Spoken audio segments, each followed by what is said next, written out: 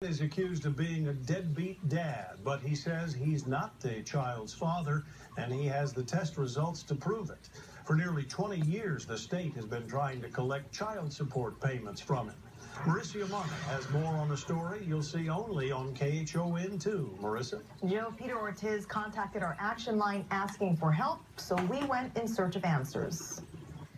For Peter Ortiz, it all started back in 1995 when he got his first letter from the Hawaii Child Support Enforcement Agency. I quickly replied to them denying paternity. But the letters continue to this day. They've got liens on my property. I cannot use the property at all. It's all liened out. They send me threatening notices. I mean, I cannot get a passport. They hit me with everything. I am without resolve. Child Support claims Ortiz is the father of a child who's now 37 years old.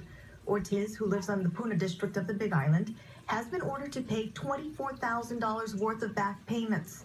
That's despite the child's mother repeatedly telling the state that Ortiz is not the father. Ortiz asked the child to go in for a DNA test years ago. And so my son did, and it was definitely proven that he was in no way the father of my son.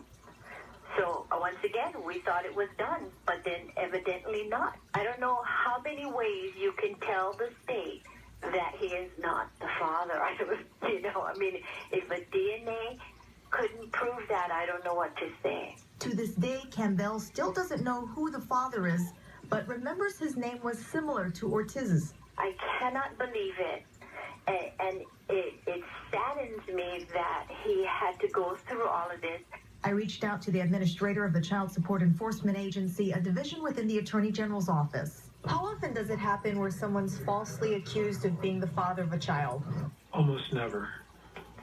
And I say that because whenever there's any doubt about the paternity in a case, we require people to be tested. The state usually picks up the tab for the DNA test. In Ortiz's case, he says he paid for the test himself. It took me 2.5 months to save enough money to take a paternity test, which I took at the same place the state does their paternity and blood testing. Got back my results.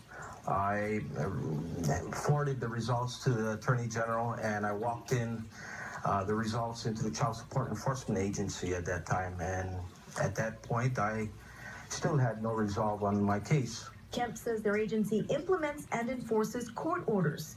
They currently handle more than 85,000 child support cases. If there's been a judgment somewhere that was wrong, I can't speak to it. I couldn't tell you anything about it because of the confidentiality laws, but we don't make those decisions. So that if there was one that was wrong that was made, it was not made by us. And we may be enforcing it, but that's because we're required to under the law. Is somebody guilty until proven innocent? If somebody says that somebody's the father of the child, we go to court and we, serve everybody and require everybody to show up, and then we do the testing. So I don't know if it is an unfair process. I mean, it's what the law requires.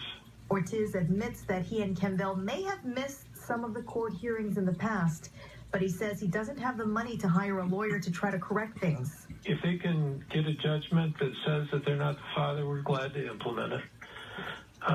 We're not here to, hold people accountable except to the extent that we have court orders saying that we have to do it. And we put Ortiz in touch with the Attorney General's office and will continue to stay on top of this case until it's resolved. Marisa Yamane, KHON 2 News. We also contacted a family lawyer for his advice on what people should do if they're in a situation similar to Peter Ortiz. You really want to find an attorney to talk to, whether it's calling a private attorney or speaking to someone like Volunteer Legal Services or at Legal Aid. It's really important to talk to an attorney. And here's the important thing: bring the letter so you can talk with the attorney about what the letter specifically says. He says Volunteer Legal Services Hawaii has attorneys who do volunteer pro bono work. And Legal Aid Society of Hawaii also helps people and families who cannot afford to hire a private attorney. A bullying incident at